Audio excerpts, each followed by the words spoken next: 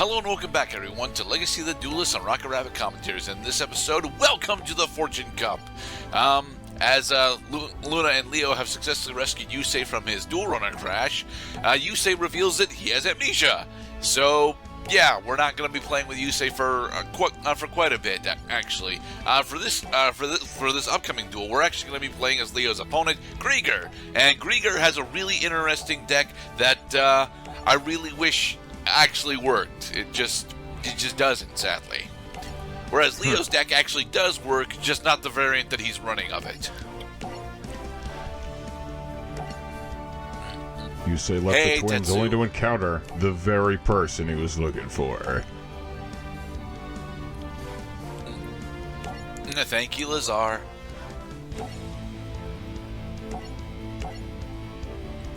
Yeah, Lazar is here to specifically to invite Yusei to the Fortune Cup. Oh yeah, we have just powered past Yusei's amnesia. He does an off-screen duel with Luna, and he gets back to normal. Hey, Jack. Yeah, because of the duel that Jack and Yusei did before the start of the show, Jack stole a Yusei Stardust Dragon and had it in his extra deck, even though he's not allowed to use it for quite some time. It's the inciting incident for a majority of the bullshit that happens for the first season of 5Ds, specifically the Marks of the Dragon that Rex is interested in. Isn't it funny that the contents of the extra deck are not relevant unless you set the conditions to summon cards from the extra deck? You could literally have anything you want in the extra deck. You could have a bunch of bogus cards that you never use, and then you have your core cards that you actually do use regularly. Which is why it's always weird when in these extra deck focus series we end up with a duelist set that have either nothing or almost nothing in their extra deck. I promise we are actually using Grieger's deck this time. Specifically, you can tell because he's got Summon Reactor SK. Grieger is running an archetype called Skyfire, and the Skyfire Flying Fortress is a great boss monster, an absolutely amazing boss monster. It doesn't fucking work though, so yeah, I'm going to spend a majority of this duel trying to bring out Skyfire Fortress, and it just doesn't fucking work. I'm sorry. No entry. And no entry is actually a really great card for Leo. Specifically because he's running Morphronics. Specifically, he's running a version of Morphronics that is focused on getting the OTK out. And the OTK version of Morphronics is actually relatively consistent when it opens Boombox.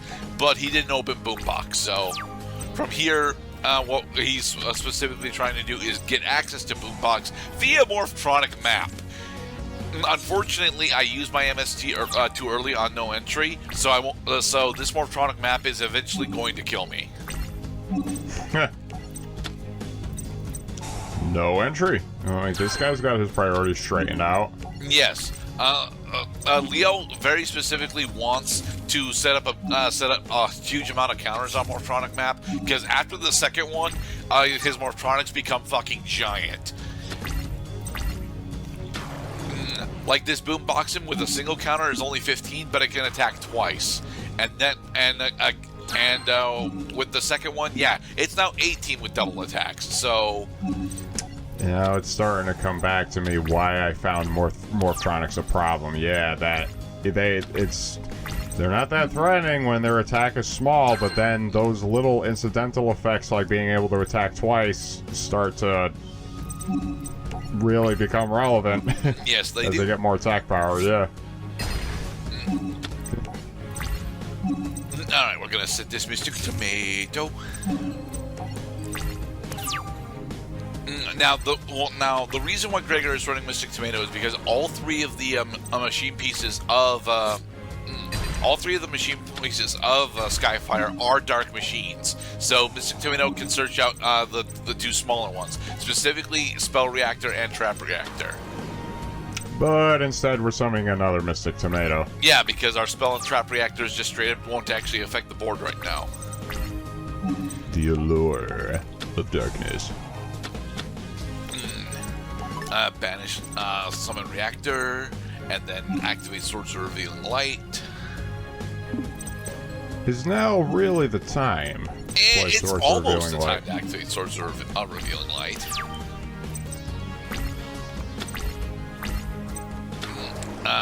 Shit, it's a boomboxing. Jeez, I'm crow. Yeah, that hurt. Yes. So, we want to use our Mystic Tomato to get into another Mystic Tomato.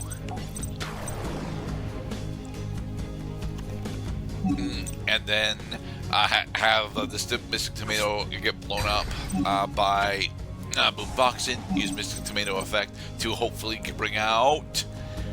Do we go for spell here? Yeah, we go for spell here. And this is why I was supposed to actually use Swords of Revealing Light, because now that he's got 4 attacks on the board, I effectively cannot actually come back. Well, the big problem right now is that you haven't really hurt his life points yet. All of your monsters have been pretty weak so far. More like you're just waiting for limiter removal, 1-turn kill. Not really. What I am honestly waiting for specifically is the ability to bring out Skyfire, because Skyfire will actually, enable me to do most of what I want to do. And thankfully, we got another Swords of Revealing Light, so that we can, slowly get there. I would think Call the Haunted into Blast Sphere would have been a good move to just take out his other boomboxing. That's not what Call of the Haunted does. No, and then limiter removal. Okay, I would be able to limiter removal, but then I use an extremely powerful damage card and get a kill out of it. That's definitely not what I want to do. Well, we gotta do something here. Well, we are doing something. We are putting down Swords of Revealing Light, and then we're going to summon Spell Reactor RE. Okay, so now every time he plays a spell card, he gets burned for 800 points. Yep. He did not play any spell cards. Okay. Now, thankfully, Burden of the Mighty is actually going to keep us alive for a little bit. All right. So we sacrificed our Summon Reactor RE. I did actually misplay this quite a bit. I to be perfectly honest, I should have just gone into Trap Reactor here instead, and then used the Call of the Haunted next turn to bring out Skyfire. But oh well.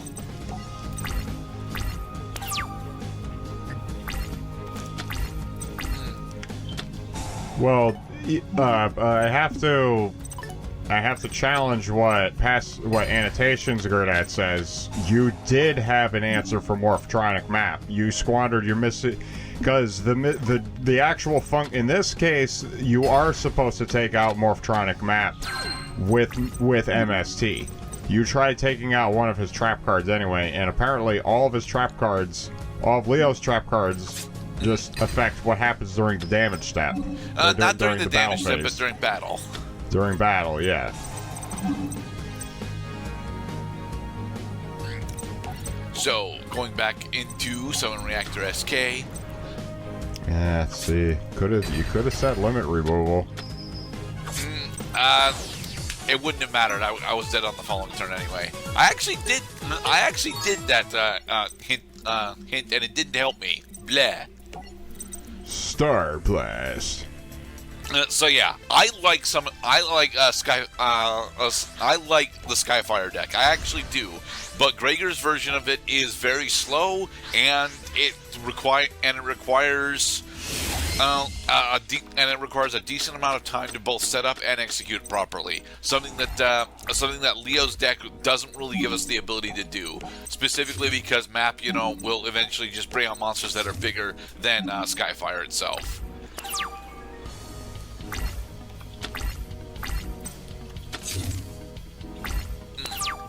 And of course, in this time, Leo doesn't have any monsters to start with, so now we can just run him over with our armored bee. Is it no entry? No? Okay. No entry wouldn't actually be all that scary until he puts out a map, though, so... Right, because he's trying to protect the Morphtronic monsters he's developing, and he doesn't have any Morphtronic monsters on the field right now. Alright.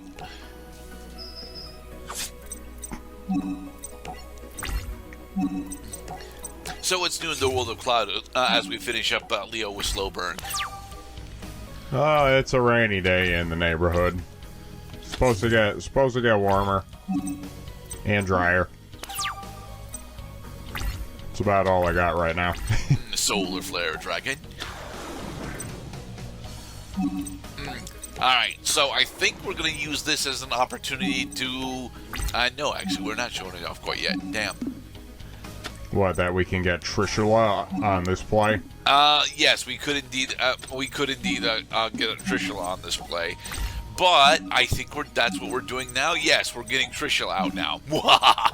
Nice. Trishula, Dragon of the Ice Barrier, is one of the most powerful synchro monsters ever printed. It is also something that you're never going to see ever again, simply because although it's relatively easy for my deck to bring it out, it very specifically doesn't actually work in modern Yu-Gi-Oh. Hey, we managed to banish his Gadget Hauler. Gadget Hauler. I am of two minds when it comes to Gadget Hauler, because Gadget Hauler's initial summon is usually really goddamn weak. But there are games where Gadget Hauler specifically has the ability to get to over 3k, and if it does that during the 5Ds era, that's usually enough to win on its own. If only our opponent had shown some of that muscle that necessitated us using the burn deck in the first place. Well, there's a magical mallet, so eventually he will. Yeah, that's right. He opened the game with Magical Mallet, so he had two chances to get a decent starting hand. And we win. Yay. Because we can just use Nightmare Wheel on his face-down monster. Waha. Standby phase, trigger Nightmare Wheel. There we go.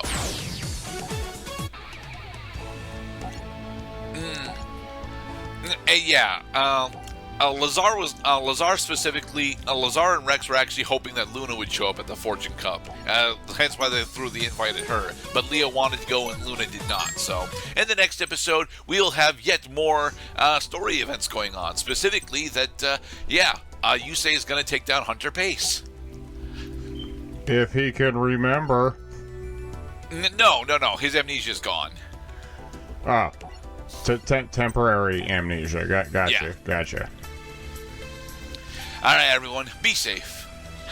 Let's see, I think we're going first here, right? Yeah. I know we're going second. All right.